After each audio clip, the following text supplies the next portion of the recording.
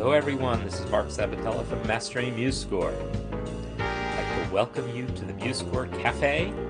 Today is Wednesday, October 5th. This is the first Wednesday of the month, so we are here for our monthly Ask Me Anything session. So looking forward to hearing all of your questions and seeing what I can be helping with. And for the first time since I've been doing this, it should be possible to attach scores directly into a chat message now. I've tested this a little bit, seems to work, and so if you have a question about a specific score, I can just ask you to attach it. But a lot of questions I can just answer without seeing a specific score. So just ask away, and I'm looking forward to helping how I can. I will say I'm using MuseScore 3 here. MuseScore 4 is, coming along, getting more and more stable, more and more useful. If there's specific questions about MuseScore 4, I may answer some, but I'm mostly not ready to totally dive into that. We are expecting to have a beta release for MuseScore 4 within the next week. I don't know all the ins and outs, a lot of behind the scenes stuff that I'm not privy to, but I think it will be within the next couple of days. All right. So within the next couple of days to a week is when I would expect to see MuseScore 4 beta, which will mean the new Muse Sounds orchestral library will be available, which I've heard a demo of. It's very impressive, but I have yet to be able to play with it myself. All right, so Gijs has a question right off the bat, and this is one that I saw you had asked, and Johan Temmerman had responded that this is not actually correct, right? So that this picture that you've posted in here, MuseScore can't really do this exactly. And by this, we're talking about crossing the bar line with a beam, which MuseScore can do, but having it be this special beam that breaks at the sub beam, apparently MuseScore can't do. So if we are looking for workarounds, workarounds are definitely things we can talk about here, but I don't think there's a solution. So let's try here. Let's go in and create ourselves a score. Reset my volume. Come here, and I'm going to try to enter some sixteenths.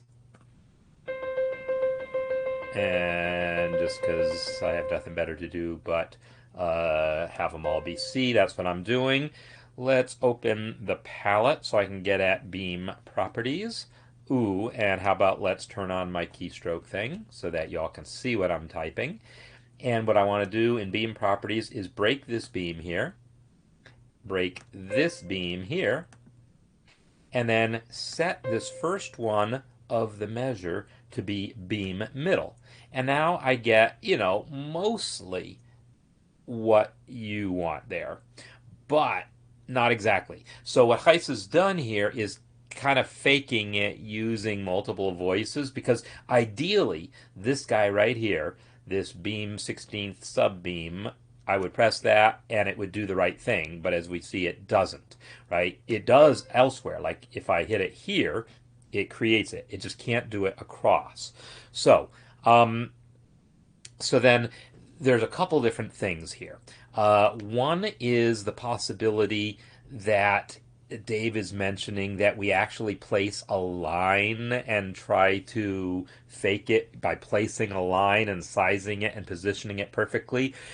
It would be possible, and if you're desperate, by all means, that would work, right? I could totally add a line from the palette. I'll actually drag it and shorten this thing to be the right length, use the inspector to set its thickness and all, but there's no way you're going to get it. It's going to be just an absolute hack, and the first time anything at all changes about your score, it's not going to look right. So yeah, you could keep doing what I'm doing here. Let me go ahead and bring up the inspector. You know what I'm going to do is I'm going to actually move my inspector over so it works the way it's going to work in MuseScore 4 anyhow, which is tabs. And now it takes up less of my screen space while I'm doing this. So yeah, you can increase the thickness of the line here and kind of try to eyeball it to more or less work, right? You could totally do this, and you'd have to probably turn off automatic placement for that thing so that it doesn't keep trying to adjust itself. And yeah, there we go. Yay, I did it. But it's not perfect, right? But absolutely, if all else fails, you can do that. So then what Heis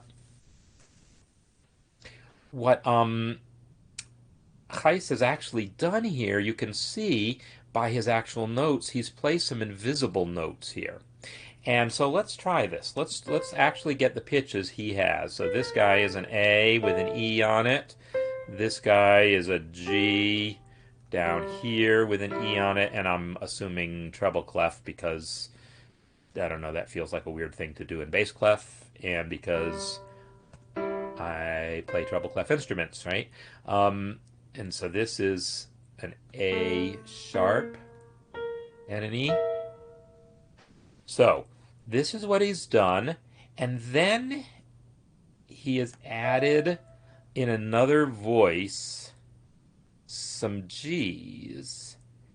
So Kaisa, I don't know about this. You're stumping me a little here. Like I don't even know how you did this. Do you want to come on and tell me how you how you did this? I will invite you to come on if you care to. Um, Except I have to find the dang window. Oh, it's behind the picture here.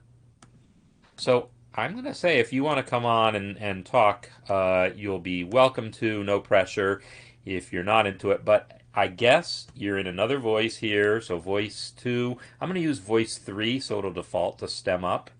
Um, and I will enter a half rest, a quarter rest, an eighth rest, and then a G in this octave, and then a G in that octave, and I will set this G to be beam middle. And now I have the right beam. It's more a question of getting everything else to line up, and it's still the case that uh I'm gonna have to manually like get this beam to match up with that beam. Uh, and I'm not happy about that. Because again, as soon as the algorithm changes in any way, it ain't gonna work. But yeah, this will work as well as adding a line, better than adding a line and doing it manually, because at least we're guaranteed that the thickness of the beam is exactly right. Yeah, it's what's going on here? Did I do this wrong? I probably did something wrong here because now I'm looking at this and thinking, well, this doesn't look like the picture. It's close though. Yeah.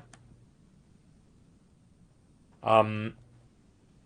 Anyhow, that's my best guess because I haven't had the need to do this, so I haven't tried to play with this. So I would have hoped that it just worked to use the subbeam thing, but it doesn't, right? So we're looking at workarounds, and these workarounds involving using multiple voices is probably the best that we can do.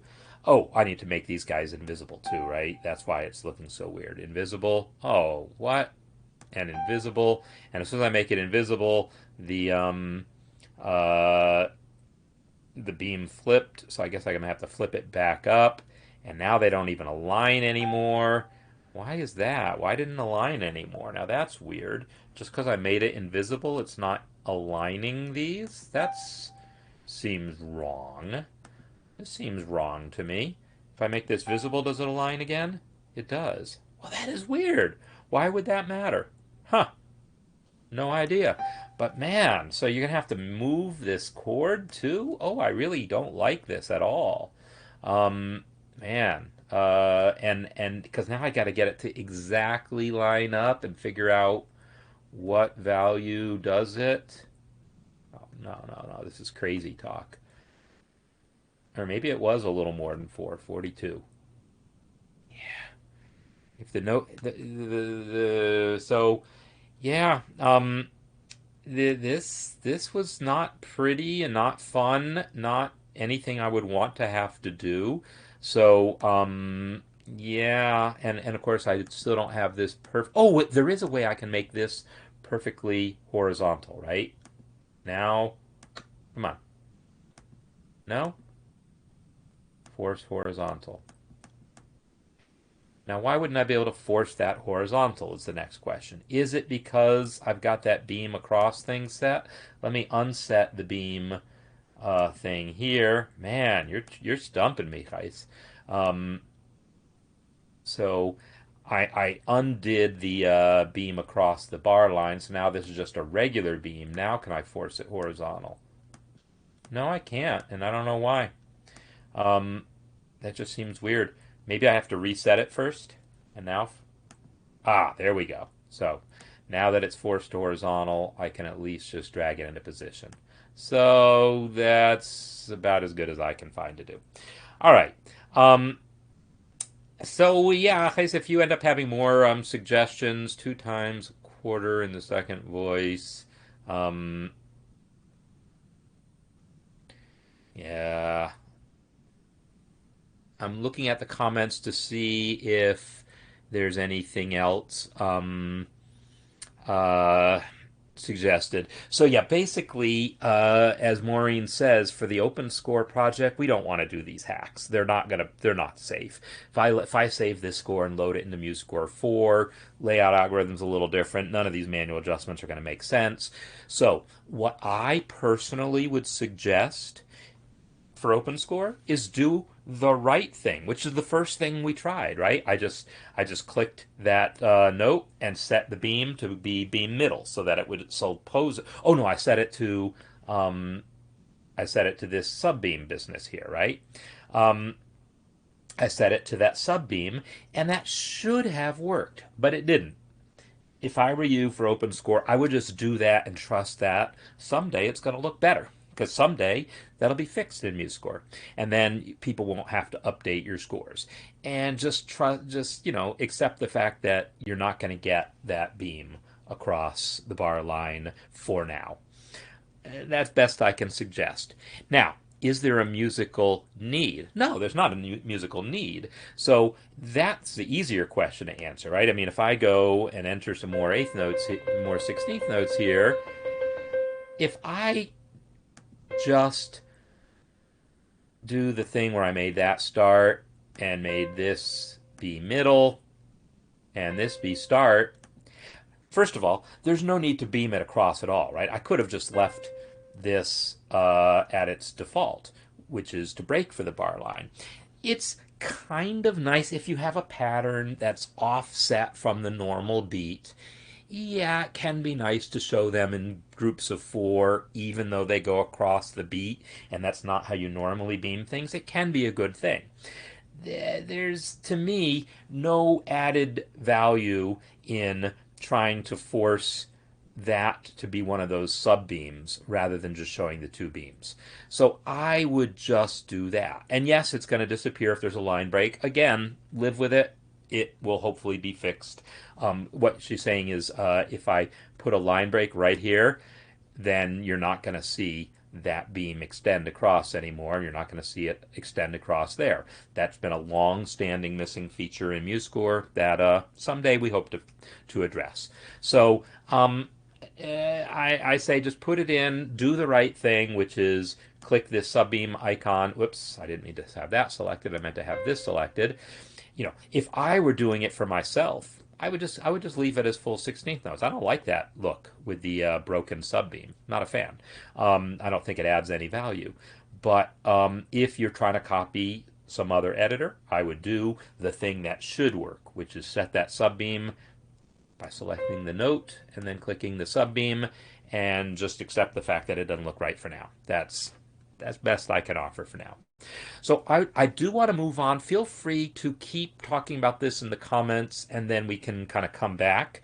But I do want to take a look at Malu's example here, where she's having a trouble with a gliss. So I'm going to download, I think. So, man. Oh, I know what's going on. Look at that. I was able to download. I was going to say I didn't expect to be able to download this from here, but I am able to download this from here. So let's go up a level to my cafe. Um, Scores. Cafe 2022 and save this thing. And now I'm going to load it up and see what's going on with the gliss.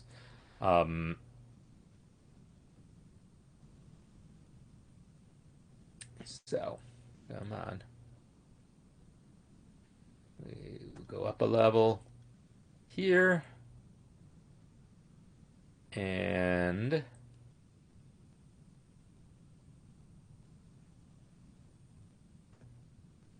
get back to the same folder. Yeah, I do have a nice organization of my folders, but it does mean sometimes I have to hunt around. Okay, so she's got some glisses here.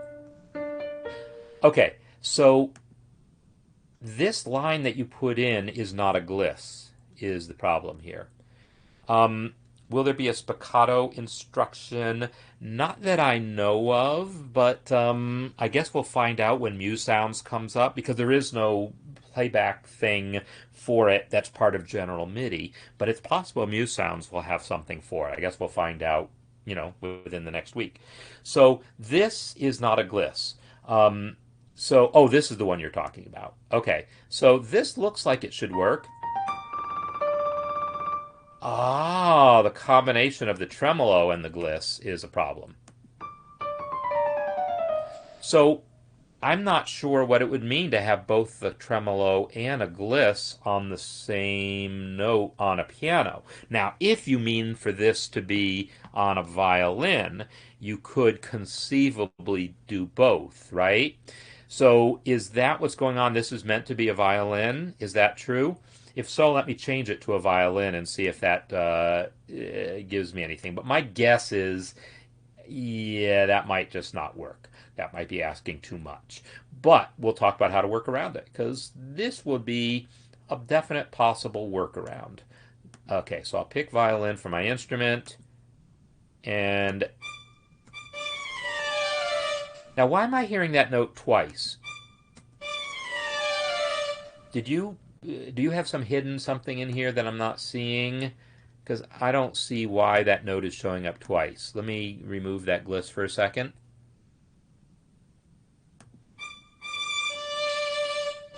Oh, it's the grace note playing.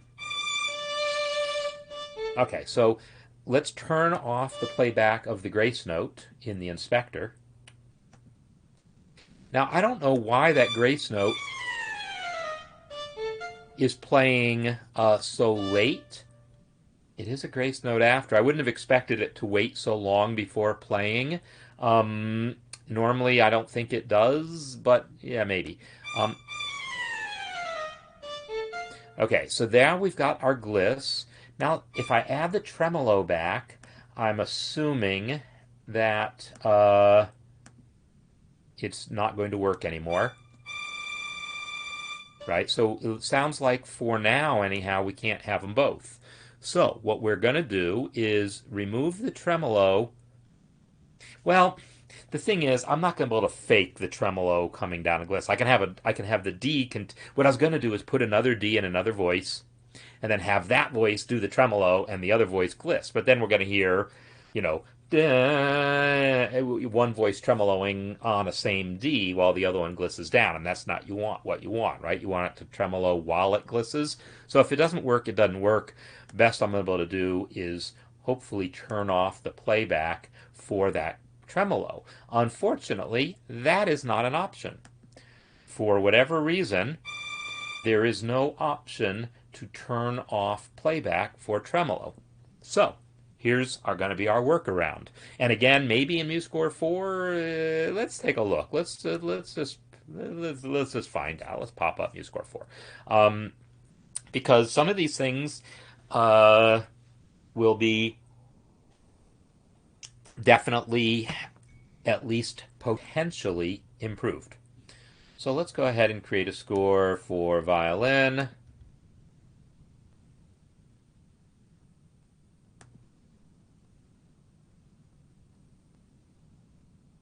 And put in, oops, what did I do? Not what I intended, apparently. 6 dot. I did say 6 dot. Why didn't I get a, huh, that's weird. So now I want the grace note after, and down an octave. Add, first thing I want to do is add the tremolo, and see if when I add the tremolo and select it, if in the properties pane there is a playback. There is oh, it says I can turn off playback. Is that really going to work? Oh, it turned off playback for the note. Well, that wasn't very helpful. So turn playback back on. So yeah, it doesn't look like this is going to be any different in MuseScore 4. Anyhow, what I'm going to do here is I'm going to delete this tremolo marking since it is not my friend at this point. And instead, I'm going to go to the symbols palette, which the shortcut is normally Z to display the symbols palette. But that shortcut isn't implemented in MuseScore 4, so I'm trying to get in the habit of doing the new way, which is open the master palette, which is Shift F9, and then pressing S for symbols. That gets you there. It just takes you 2 clicks. And now I can type tremolo, and I'm going to add that tremolo as a symbol. So I'm going to select the note, click the tremolo marking, and then double-click this thing and move it into position. So by adding it as a symbol instead of a real tremolo, it's not going to play. It'll look right, and now we can have the gliss and the we can have the gliss and at least the appearance of the tremolo. It won't go blah, blah, blah, blah, blah on the way down, but you know, if you really wanted that, you could add another invisible staff and write it out in 16th note, write it out in like 64th notes or something. You could totally do that. So that's probably the best that I will be able to suggest here.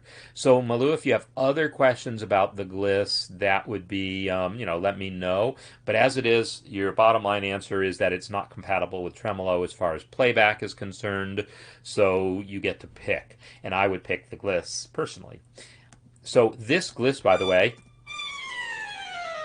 is maybe not the kind of gliss you want. That's kind of a fingered gliss, right? So my guess is you really want more of a not a fingered chromatic gliss, but a portamento gliss, and so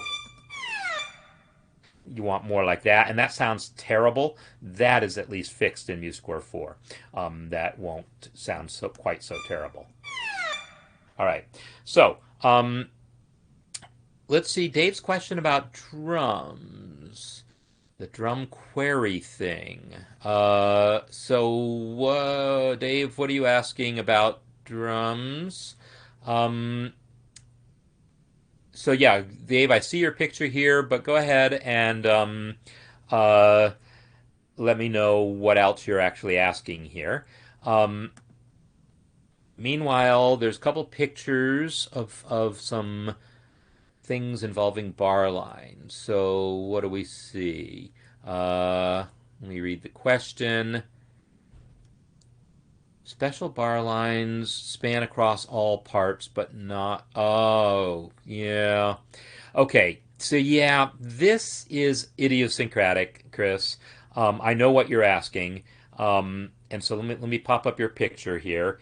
The idea is that the bar lines here normally go by section, right? So we connect the strings and we connect the piano, but we don't connect between the strings and the piano.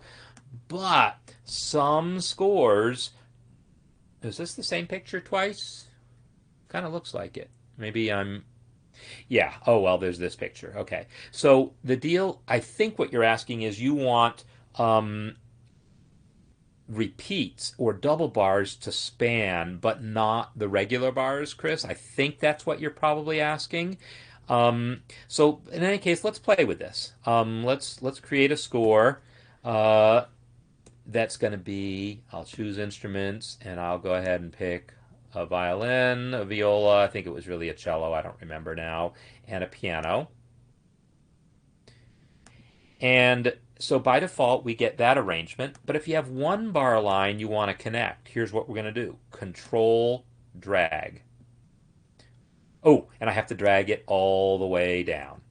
Control drag will cause a bar line change to affect only that bar line. Because normally, if you just drag the bar line, it's going to change them all, right?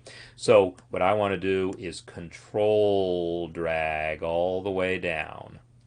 Um, so what's best practice? I don't I don't see any reason for this. I could like try to find this in Gould, but I know what you're talking about. Where sometimes you will see that happen for repeats specifically, right? You'll see repeats that span like oh, what the heck. I'm gonna have to redo it. I think. Hopefully it lets me because if it doesn't, yeah, okay. So I have seen that, and I remember it coming up in the forum sometime relatively recently. So I do know that it is a thing, but it's not a thing that I have any attachment to. I'm looking to see if I see anything in Gould, but it might take me a while. When I talk about Gould, I'm talking about Behind Bars by Elaine Gould, which is, you know, it is considered as definitive of a reference as we have today. You know, individual publishers, no one follows this exactly. Everyone's got each publisher has their own style, but and she works for Faber, so this is Faber's style or Faber. It's an English company. Maybe it's not a German pronunciation. Um, I don't know that she addresses that specific uh, question. So I wouldn't do this. I would just leave it at the default personally. So that is my answer there.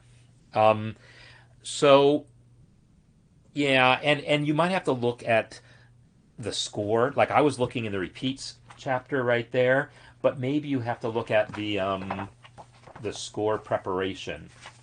This is part preparation, score layout. You might want to look at the score layout chapter to see if there's anything about connecting of bar lines.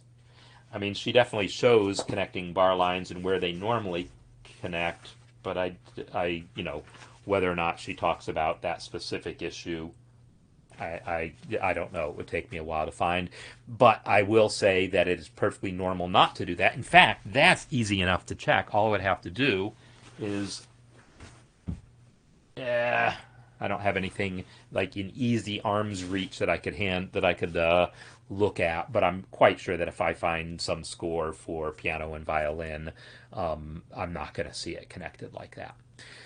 Okay, so Dave, I'm still trying to figure out your. Okay, so here we go.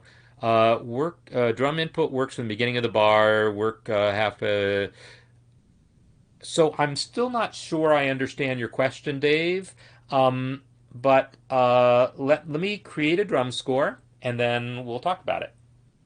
And I will also extend you the same invitation if you feel like coming on to talk because it might work out better for that purpose. You'd be welcome to. Feel free to ignore the invitation if that's not floating your boat. But I'm going to create something here. I'm going to pick drum set. What am I doing? Choose instruments, percussion, unpitched, drum set. Okay, so I have my drum set score here. And let's look at your picture again. Your picture says, I see, so I don't know if we're talking about this first measure that I'm seeing the end of or the second measure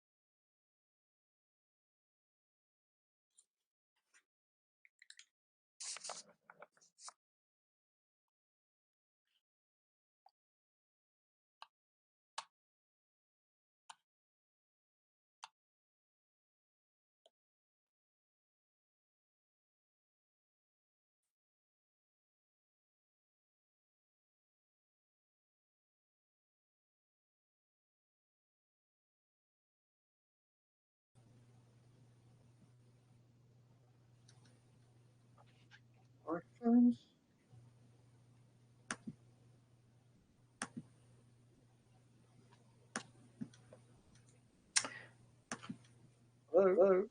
Hello, you're probably hearing echo, or maybe you're not, but let me just do a couple things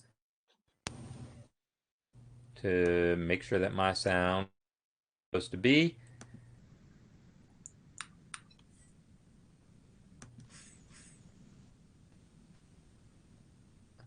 All right, Dave, how you doing? Fine. How are you? Good.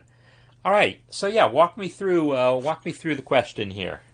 First of all, if you double click on your image, you should get the whole. Yeah, and that's kind of how I got myself in trouble before. So I was trying to look, is there more to the image than what I can see here? I see the last two notes of one measure, and then I see another measure after it. If you click on it, it should expand. So I'm afraid to click on it because I feel like that's how I copied off the thing before. But I'm just going to try it again. I'll be brave. I'm going to click it. Okay, this time it worked. All right, good. Now I can see the whole image. All right, so what is the question? Right, how do you edit this first bar? What do you mean by edit it? You want to enter this, or you already have this and you want to change it to something else? I want to change the assignment instrument. Okay, so let me go ahead and just enter that first. I see it over on my other display for a moment, but I'm gonna just try to remember it. It's half rest, eighth rest, ding, da, da. Half rest, eighth rest, and then ding, and then a couple of were those what are those things? Snare.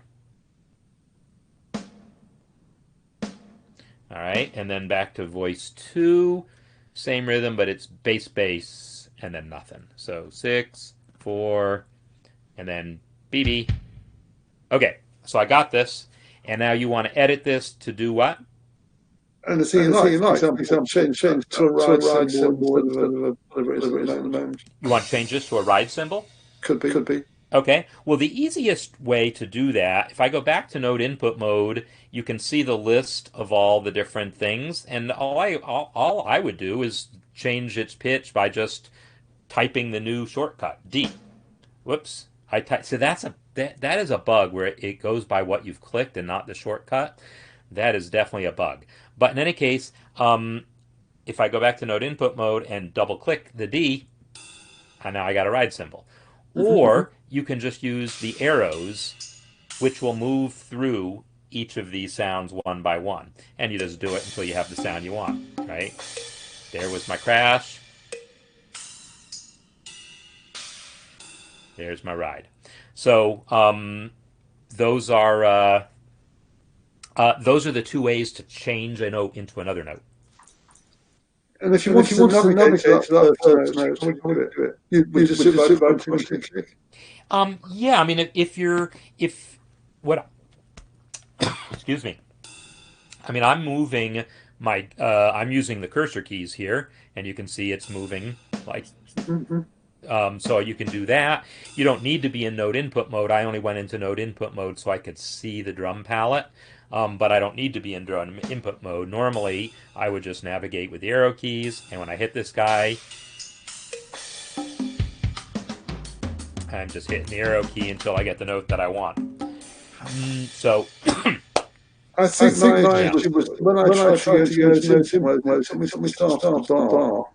Well, if you go to node input mode, depending on what you've selected. Oh, I must have. What did I just hit there? Who knows? Move. Let's go over here. If I don't have anything selected and I go to node input mode, actually it tries to remember where you were last. But in any case, yeah, if it goes to the start of the bar, just use the cursor. Now, if you're trying to enter a note into voice 2 and you haven't already entered anything else, or voice 1 for that matter. Like I can't enter anything into voice 3 right now. I mean, onto beat 3 until I first fill the first couple beats. So yeah, if the cursor's at the beginning of the bar and there's nothing there, like you'll have to enter a rest or something first. Okay. I'm going to just keep trying. Okay. Is there anything else here I can be helping with on this example? No, I think it's very Very helpful to do that. Okay. All Thank right. you. Well then, yeah, you're welcome. And I will flip back. You don't have the power to leave, haha, but I have the power to say bye bye. Actually, you might have the power to leave.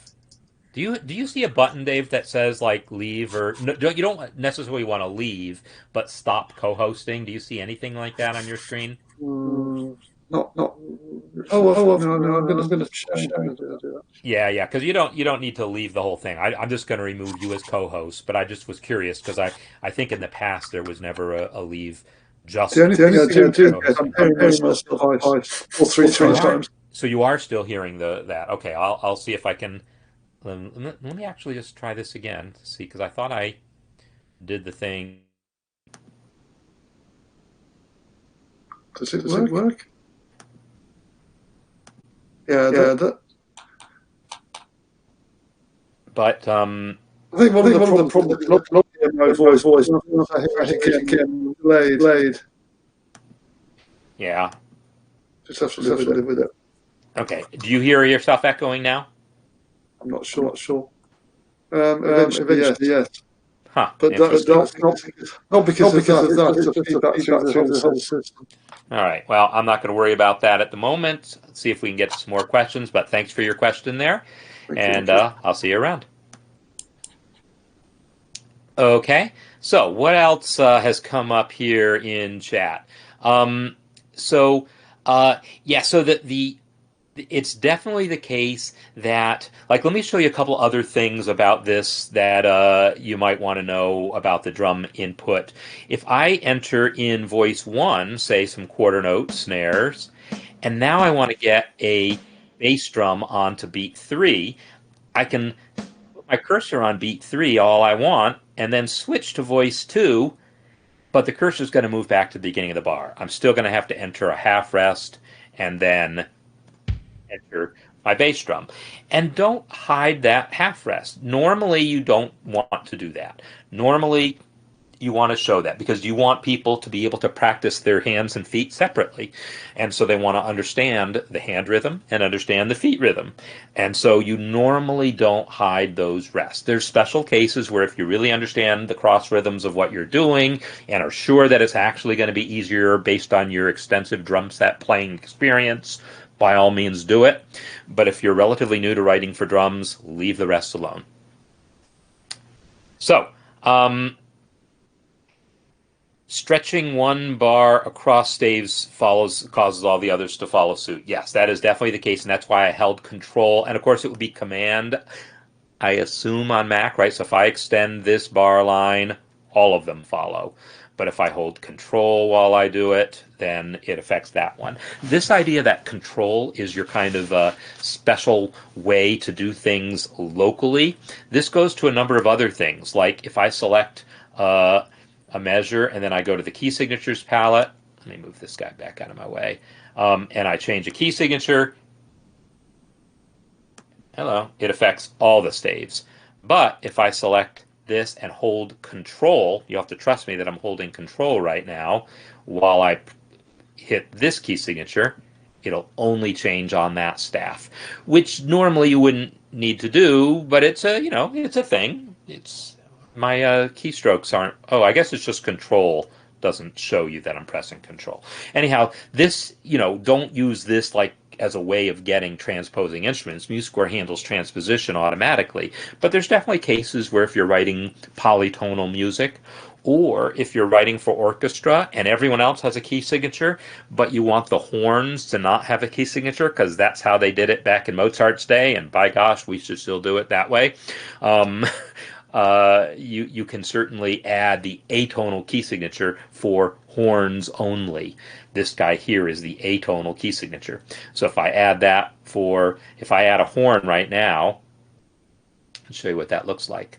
Add woodwinds. No, not woodwinds, sorry. Horn and F. Add myself a horn, and I've got this key now showing up here, but I don't want to see a key for horns because horns are traditionally notated without a key signature. I can select the horn staff and control click the atonal key for it. And then I'll have to do it everywhere that... Now, wait a minute. That should have worked. Come on. So it's changing the key. Why did it change everywhere? Because I had it, when I click this, click them all, I have to select a measure and control click the thing. And select a measure and control click the thing. Now I have the correct look for a horn part. All right. Did I miss any other questions? Or let me check the raise hand thing, because there is this raise hand business here, but I don't know really an easy way for me to check it. So if you ever raise your hand and I don't see it, let me know. So as far as the question about horn, is it current practice? This is one of those things where you can start debates, and I try to stay on the sidelines of that one because I don't play the horn. To me, it seems antiquated and silly. But there are horn players who will say we are so used to playing without key signatures that we would rather not have a key signature because we're used to it. Other horn players say, no, that's silly. And I think it's like if you also play the piano or any other instrument, you're used to key signatures from there. So, why not for horn also? But I think there are some players who only play horn and only play 18th century music or primarily play 18th century music and are so used to it that they still prefer it. But whether or not you need to do it anymore, not really. I'm sorry that everyone was seeing the echo there. So now I'm seeing this, and I am sorry that wasn't happening. That I didn't catch that in time. So sorry about that. And I do know that I have controls over echo, but yeah, I don't have complete controls. Can horns play fully chromatic? Yes, they have keys just like trumpets have valves. They have valves, and so they can play fully chromatically. Even in Mozart's day, when they weren't valved horns, it was possible to play chromatically with effort, maybe not completely everything. But these days, yeah, horns have valves, so they are totally possible to play completely chromatically. So again, sorry about the echo and that I didn't see the question. So as far as a reason why horns shouldn't have a key, it's not a good reason, but I'll tell you a little about the history of the horns, and then it might be useful. Horns didn't have valves, so if a piece changed keys, like a horn could play chromatically but only within limits. Like you could play if you had a horn that was pitched to play in the key of C, you could play a C major scale, you get an F sharp, you get a B flat, you get the notes that were close to the key of C on the circle of fifths.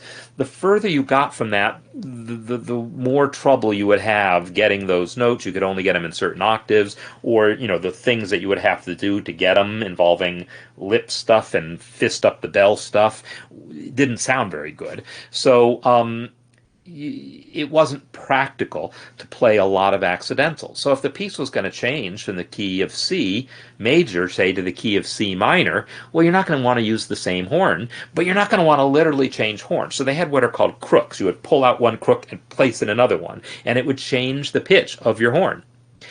And so now you're playing a different horn, but you're still playing the same horn, but it's actually transposing differently.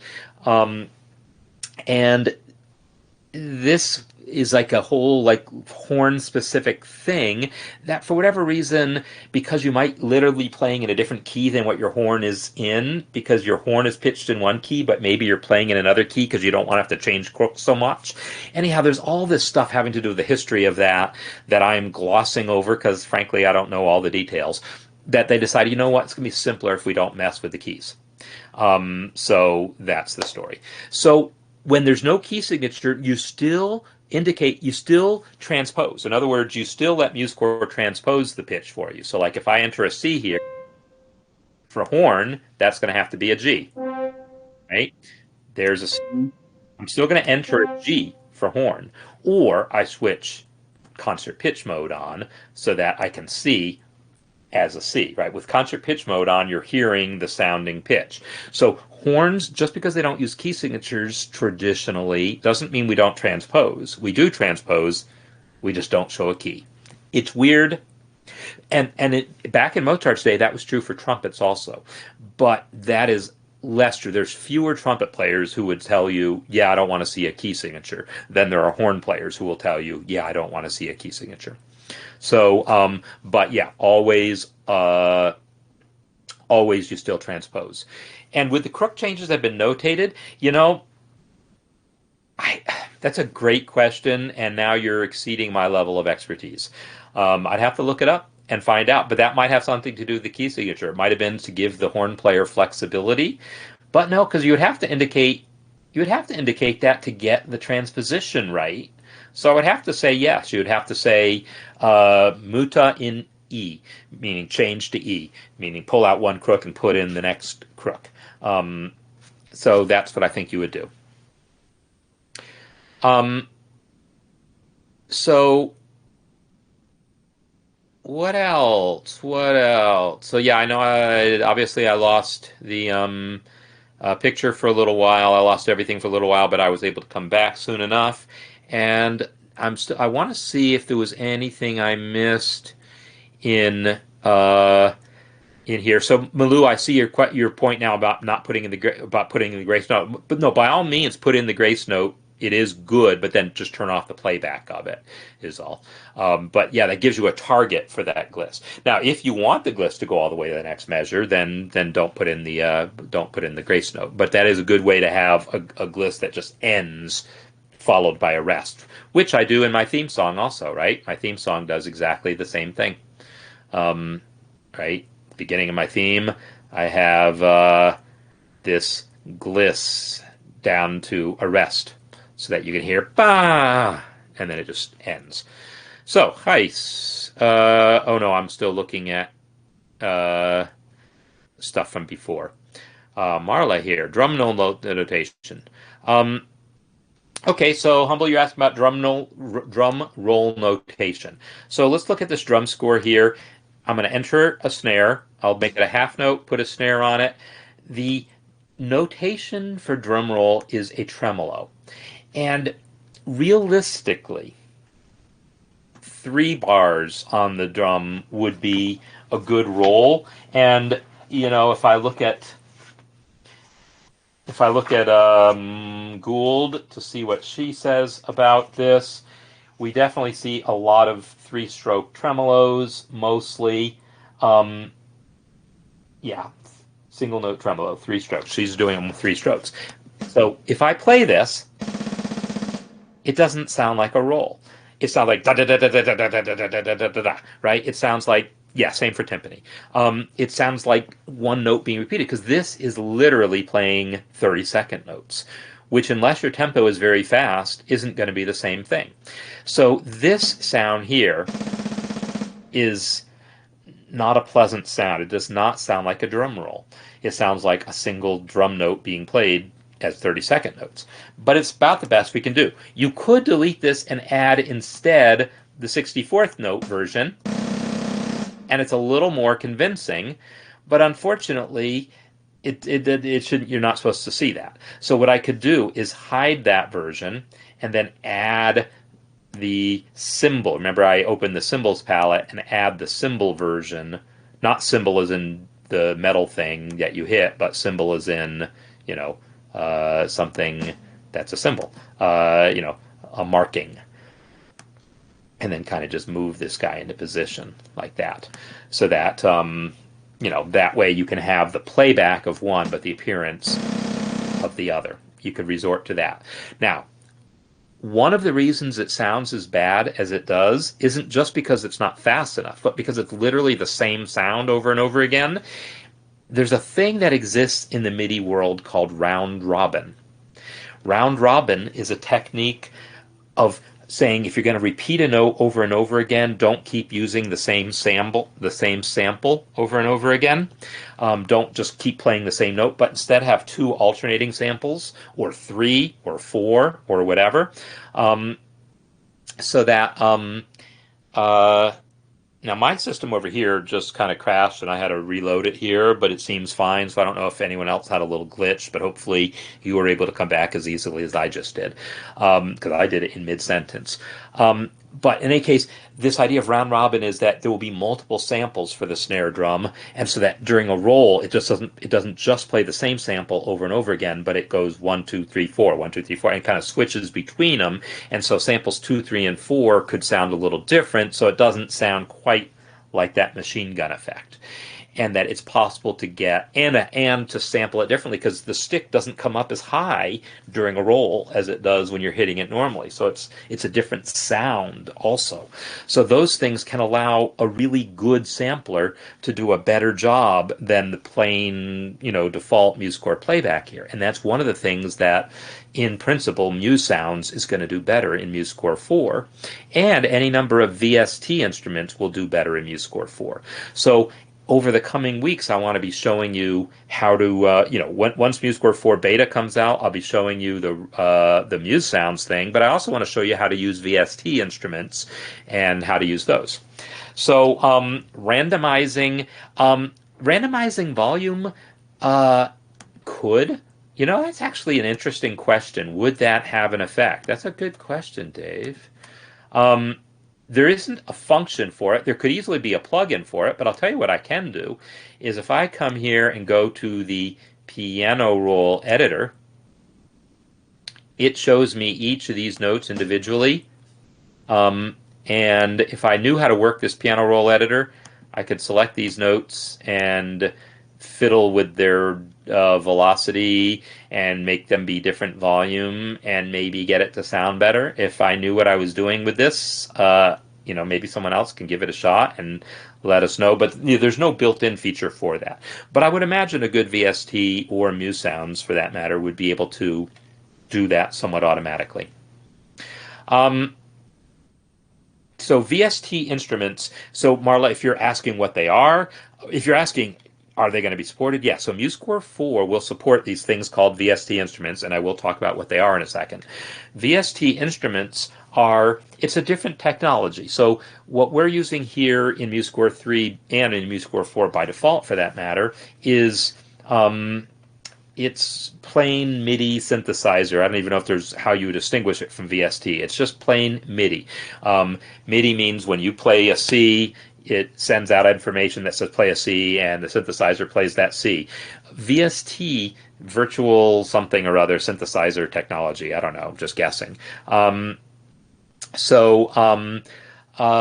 VST instruments use it's still based on MIDI, but in a different way. And I'm not a VST expert. I'm gonna have to come up to speed before I demo this for you. But VST instruments are a different type of technology that you can normally connect to using a digital audio workstation, because they will use VST instruments, and then you can have MIDI communicate with those. But MuseScore 4 will allow you to use these VST instruments directly. So VST instruments are things like sound fonts that you would download and install into MuseScore, and then it will play those rather than using the default sound. But VST instruments have a number of capabilities that plain sound fonts do not. And so they will open up some possibilities for more realism. MuseSounds, again, is going to do a lot of that even better and more automatically. But MuseSounds isn't going to support every instrument known to man, just the orchestral instruments basically right off the bat, plus a few others like saxophones. But I don't think, for instance, there's a guitar in MuseSounds, at least not in the first release. So if you want a better guitar than the default in MuseScore, you would want to use a VST instrument to get a better guitar. And so I will show how to use those. Virtual studio technology. Okay, thanks. And so the VST instruments, you will be able to use within MuseScore. Unfortunately, on Linux, that support won't be there at the first release. It's going to have to wait till 4.1 or something because there's some technical issues. So I'll have to go use my Windows system to demonstrate VSTs for you. But MuseSounds will work on Linux. So yeah, VSTs are just a more more realistic, a technology that it's not that they're inherently more realistic, it's a technology that allows for more realism. That's maybe a better way of putting it. All right, so are there other questions that I've missed? Because now I'm kind of caught up and we're kind of reaching the end of an hour, which is about as far as I want to go. But if there's any other nice quick questions I can answer, I'm happy to do so.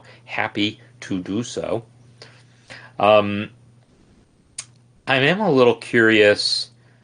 I just want to hear the drum roll in MuseScore 4. I don't expect it's going to be any different. Yeah, there's no reason in the world I would expect it to be any different at all, except I am a little curious if that drum roll is going to sound any different. So I'll load it up. Look at that, there was a crash, and I didn't even notice it crashed. Restore. Huh. No. Come back to MuseScore 4 here. New score for unpitched percussion, drum set.